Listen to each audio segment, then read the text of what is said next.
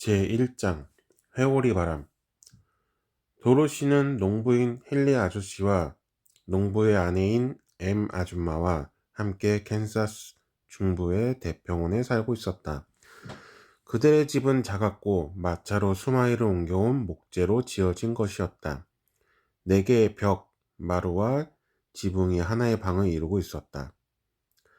이 방에는 녹슨 요리용 스토브와 그릇들이 놓여진 선반 하나, 테이블 하나, 서너 개의 의자, 그리고 침대들이 있었다.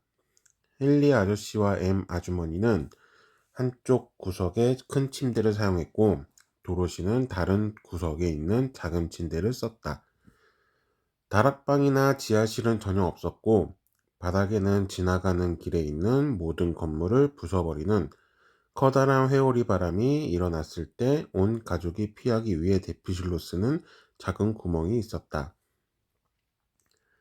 바닥에 작은 문을 열고 사다리를 통해 작고 어두운 구멍으로 내려가면 되었다. 도로시는 문가에 서서 주위를 둘러보았지만 사방으로 회색빛의 대평원 외에는 보이는 게 없었다. 모든 방향으로 넓고 깊게 펼쳐진 하늘과 땅이 맞닿아 있었고 이 풍경을 깨트리는 나무나 집 한 채 보이지 않았다. 태양은 회색빛 무게로 경작지들을 굽고 있었다. 보이는 모든 곳이 똑같은 회색빛이 될 때까지 태양은 기다란 풀잎의 끝을 불태워버려 풀들조차도 푸르지 않았다. 그 집은 언젠가 한번 페인트 칠이 된 적이 있었지만 태양은 페인트를 들뜨게 만들었고 빗물은 그것을 벗겨내 갔기 때문에 지금 그 집도 우중충한 회색빛일 뿐이었다. 엠 아줌마가 이곳에 살려고 왔을 때 그녀는 젊고 예쁜 아내였다.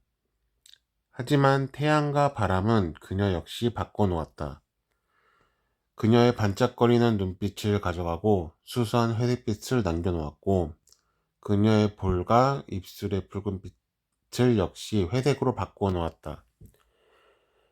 그녀는 아주 수척했고 지금까지 결코 미소 지은 적도 없었다.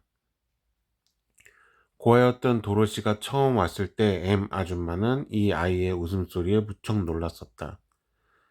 그래서 도로시의 명랑한 목소리가 그녀 귀에 들릴 때마다 깜짝 놀라 비명을 지르며 손을 가슴에 얹고는 그 조그만 소녀가 더 웃음을 터뜨릴까봐 계속 쳐다보곤 했다.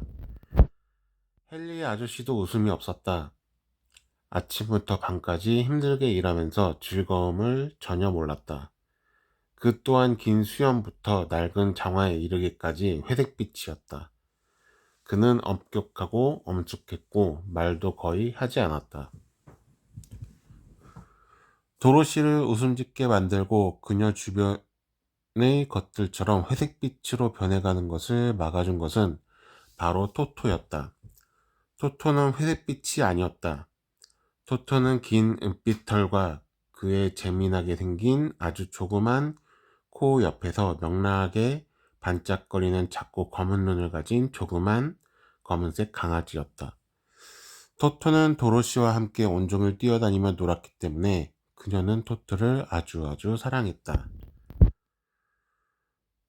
하지만 오늘 그들은 함께 놀지 못했다.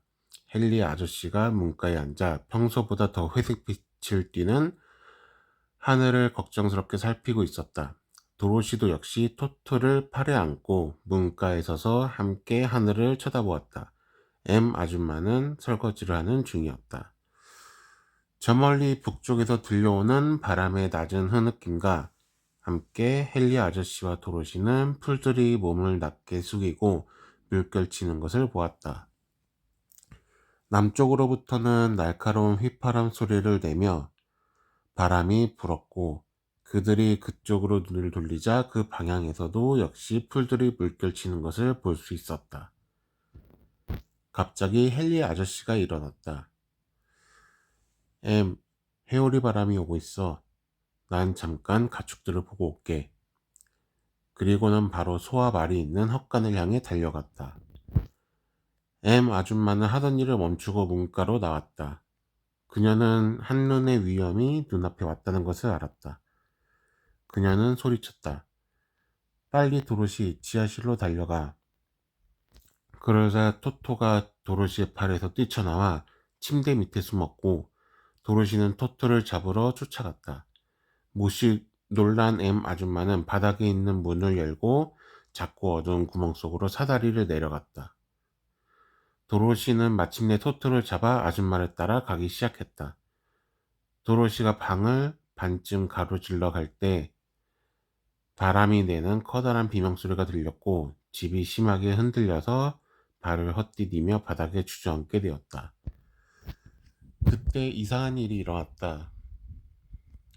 집이 두세 번 빙그르르 돌더니 공중으로 천천히 올라가기 시작했다. 도로시는 풍선을 타고 올라가는 것처럼 느껴졌다. 북쪽과 남쪽에서 불어온 바람이 집이 서 있던 자리에서 만나 정확히 회오리의 중심을 만드는 것이었다. 회오리 바람의 중심은 고요했으나 사방에서 몰려오는 바람의 엄청난 압력으로 인해 집은 회오리 바람의 꼭대기까지 더욱더 높이 솟아올랐다. 도로시의 집은 회오리 바람의 꼭대기에 머물면서 마치 깃털이 날아가듯 멀리 점점 더 멀리 날아갔다. 매우 어두웠고 바람이 주위에서 끔찍하게 울부짖었지만 도로시는 자신이 제법 잘 버티고 있다는 것을 알았다. 처음에 있었던 몇 번의 회전과 그 다음 몇 번의 기웃뚱거림 후에 도로시는 아기가 요람에서 흔들리듯이 자신이 부드럽게 흔들리고 있음을 느꼈다. 토토는 그것을 좋아하지 않았다. 그는 방을 여기저기 돌아다니며 시끄럽게 지저댔다. 하지만 도로시는 바닥에 가만히 앉아서 무슨 일이 일어날지 조용히 기다렸다. 토토가 지하실 문에 너무 가까이 다가갔다가 그만 떨어지고 말았다. 작은 소녀는 토토를 잃었다는 생각이 들었지만 곧 토토의 한쪽 귀가 지하실 구멍 위로 불쑥 튀어나온 것을 보았다. 엄청난 공기 압력이 그를 들어올려 떨어지지 않도록 한 것이다. 도로시는 지하실 구멍 쪽으로 살금살금 기어가 토토의 귀를 붙잡아 방 안으로 끌어올린 후 더 이상 그런 일이 생기지 않도록 바닥의 문을 닫아버렸다. 시간이 점점 흘러가면서 도로시는 천천히 두려움을 이겨내고 있었지만 큰 외로움을 느꼈고 바람은 귀가 먹을 정도로 크게 도로시를 향해 비명을 질러대고 있었다. 처음에 도로시는 집이 다시 땅에 떨어지면 자기도 산산조각 나지 않을까 생각했다. 하지만 시간이 지나고 끔찍한 일이 더 이상 일어나지 않자 도로시는 걱정하는 것을 멈추고 조용히 기다리면서 다음에 무슨 일이 일어날지 지켜보기로 결심했다. 도로시는 자신의 침대를 향해 흔들거리는 바닥을 기어가서 거기에 누웠고 토토도 도로시를 쫓아와서 그녀 옆에 같이 누웠다. 집이 흔들거리고 바람은 소리치고 있었지만 도로시는 곧 눈을 감고 잠들었다.